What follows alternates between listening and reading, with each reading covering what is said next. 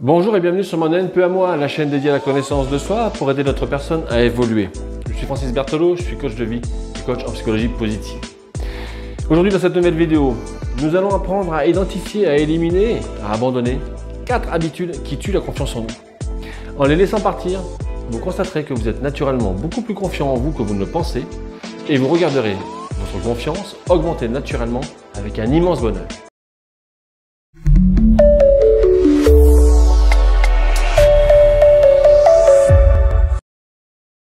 Nous avons toutes et tous certains domaines de notre vie où nous aimerions nous sentir beaucoup plus confiants.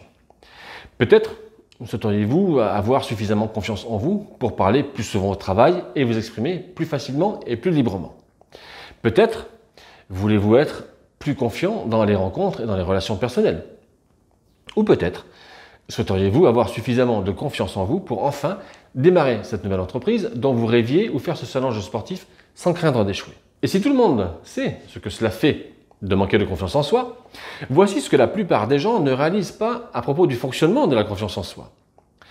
Se sentir confiant, c'est souvent en faire moins, pas plus. Plus précisément, beaucoup d'entre nous avons des habitudes subtiles dans nos vies qui minent notre confiance en nous et ajoutent à nos insécurités. Si vous pouvez apprendre à identifier et éliminer ces habitudes qui tuent la confiance, vous constaterez que vous êtes naturellement plus confiant en vous que vous ne le pensez.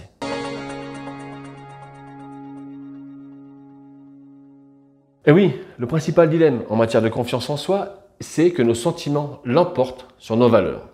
Par exemple, lors d'une soirée, vous voudriez demander à cet homme ou à cette femme de vous revoir. Voilà, vous souhaiteriez vous revoir. Là, ça joue avec vos valeurs. Mais vous vous sentez tellement anxieux et gêné que ce sont vos sentiments qui prennent le dessus. Alors vous continuez à parler avec vos amis, la soirée avance et votre opportunité, elle passe. Une excellente idée vous vient à l'esprit lors de votre réunion hebdomadaire et vous souhaitez la partager avec votre patron. Vos valeurs rentrent en action. Mais vous commencez immédiatement à vous inquiéter qu'il ou qu'elle pense que votre idée soit idiote ou stupide. Les sentiments prennent le dessus. Alors vous gardez le silence et vous ne dites rien. Une façon de regarder ces exemples, c'est que si vous vous étiez senti plus confiant, plus confiante, vous auriez pu agir selon vos valeurs. Le problème avec cela, c'est que vous n'avez pas de contrôle direct sur ce que vous ressentez. Vous ne pouvez pas simplement vous sentir en confiance plus que vous ne pouvez vous sentir heureux ou amoureux. Se sentir confiant vient du fait d'agir sur ses valeurs malgré la peur. Si vous évitez habituellement de demander aux gens de les revoir, vous vous sentirez habituellement anxieux à ce sujet. Et si vous évitez habituellement de prendre la parole pendant les réunions, vous vous sentirez habituellement nerveux à ce sujet. D'un autre côté, si vous demandez à quelqu'un de dîner ensemble malgré le fait que vous vous sentez anxieux ou que vous parlez pendant une réunion en ayant peur d'être critiqué, vous commencerez à vous sentir plus confiant. L'une des raisons pour lesquelles il est si difficile d'agir selon nos valeurs lorsque nos sentiments nous éloignent par le biais de la peur, c'est que nous avons l'habitude de faire confiance implicitement, sans nous en rendre compte, à nos émotions. Notre culture, l'ancrage que nous avons a tendance à glorifier les émotions. Pensez à tous les films de Disney que vous avez vus. Malheureusement, cette confiance sans réserve pour nos sentiments, elle est erronée. Nos sentiments nous égarent au moins aussi souvent qu'ils nous aident. Et il est important d'écouter nos émotions. Mais nous ne devons jamais leur faire confiance parce qu'il faut abandonner cette habitude de faire confiance aveuglément à nos sentiments et être prêt à les ignorer et à suivre nos valeurs à la place. Une fois que votre esprit vous voit agir selon vos valeurs malgré ce que vous ressentez, alors seulement vous commencerez à vous sentir vraiment confiant en vous. Le courage est le berceau de la confiance. Debbie Millman.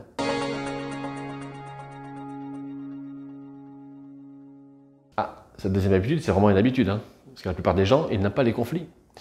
En fait, la plupart des gens ont tellement peur des conflits qu'ils vont paradoxalement faire des efforts assez extrêmes, assez énormes pour les éviter. J'ai récemment eu un entretien avec une personne qui a refusé une promotion importante au travail parce qu'elle craignait que cela ne cause trop de friction avec un autre collègue. Aberrant. Une autre personne a essentiellement renoncé à passer du temps avec ses amis parce que sa femme devenait jalouse et critique presque chaque fois qu'il passait du temps loin d'elle. Mais parfois, la peur du conflit conduit à de nombreux sacrifices plus petits, pas nécessairement moins importants, mais beaucoup plus insidieux. Des exemples. Ne jamais manger dans votre restaurant préféré parce que vous allez gentiment dans celui que votre partenaire suggère. Toujours dire oui et assumer trop de tâches parce que vous ne voulez pas dire non et décevoir les gens.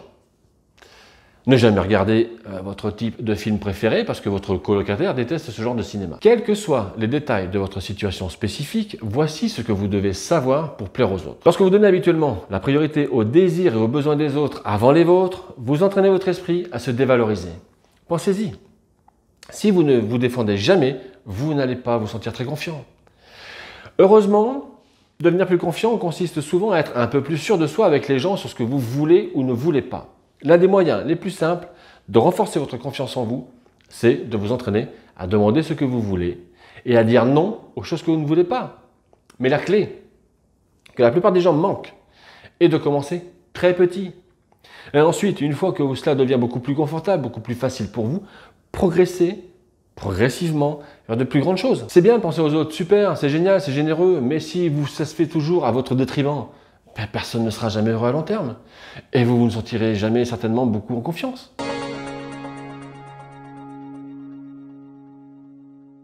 Notre capacité à penser à l'avenir et à imaginer des scénarios hypothétiques est une compétence et un outil merveilleux. De l'anticipation, du prochain coup de votre adversaire dans une partie d'échecs, à l'atterrissage d'une personne sur la Lune, il nous est clairement avantageux de pouvoir penser à l'avenir. Et il est particulièrement utile d'anticiper les problèmes afin de pouvoir les résoudre tôt avant qu'ils ne surviennent.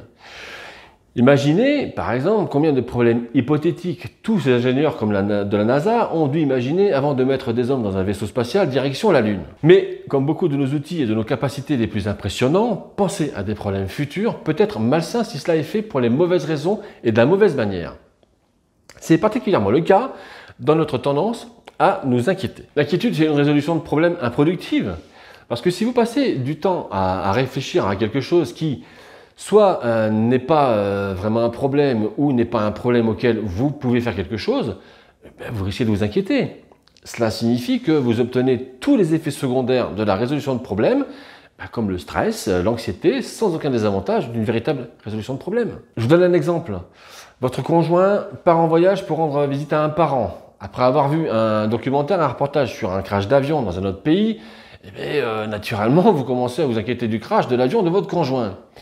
Même si vous savez que penser que votre conjoint se trouve dans un accident d'avion n'aide personne, vous vous sentez obligé de continuer à y penser, à jouer des scénarios encore et encore dans votre tête et à vous inquiéter. Et par conséquent, vous vous sentez de plus en plus anxieux et tendu. Alors pourquoi on se comporte comme ça? Pourquoi faisons-nous ça? Pourquoi nous inquiétons-nous si cela ne fait que nous sentir mal sans rien accomplir de bien? C'est le problème de l'inquiétude. L'inquiétude, elle vous donne l'illusion du contrôle. Mais en fin de compte, elle ne fait que vous fragiliser.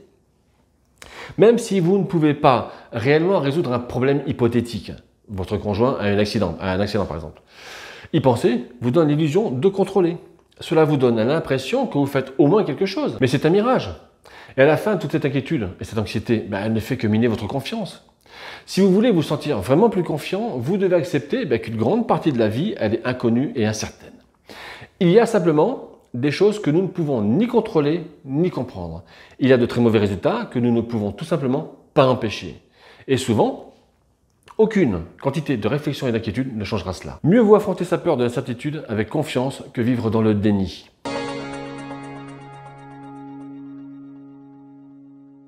Tout comme l'inquiétude donne l'illusion d'un contrôle sur l'avenir, la rumination nous donne le sentiment d'un faux contrôle sur les erreurs et les pertes du passé. Malheureusement, cela peut aussi conduire à l'autocritique, à la dépression et à une très faible estime de soi. Alors bien sûr, réfléchir sur le passé, y compris les erreurs et les événements négatifs, ça peut être une activité utile. Et lorsque vous prenez intentionnellement le temps de considérer le passé de manière équilibrée et objective, cela peut souvent être une source de soulagement et d'apprentissage. Mais il est trop facile de finir par s'attarder sur le passé et d'y penser de manière inutile, parce que ça s'appelle la rumination. Je vous donne un exemple.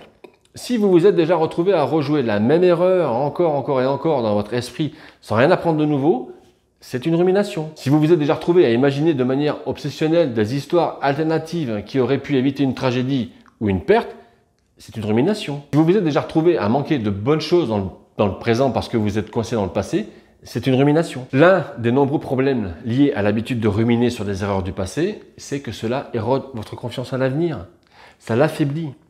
Et lorsque vous investissez toute votre attention dans hier, vous n'avez plus rien dans quoi investir aujourd'hui pour demain. Cela conduit à une vicieuse prophétie autoréalisatrice parce que vous passez tellement de temps à mettre toute votre attention et toute votre énergie à ruminer sur le passé que vous ne pouvez plus en mettre autant pour aujourd'hui.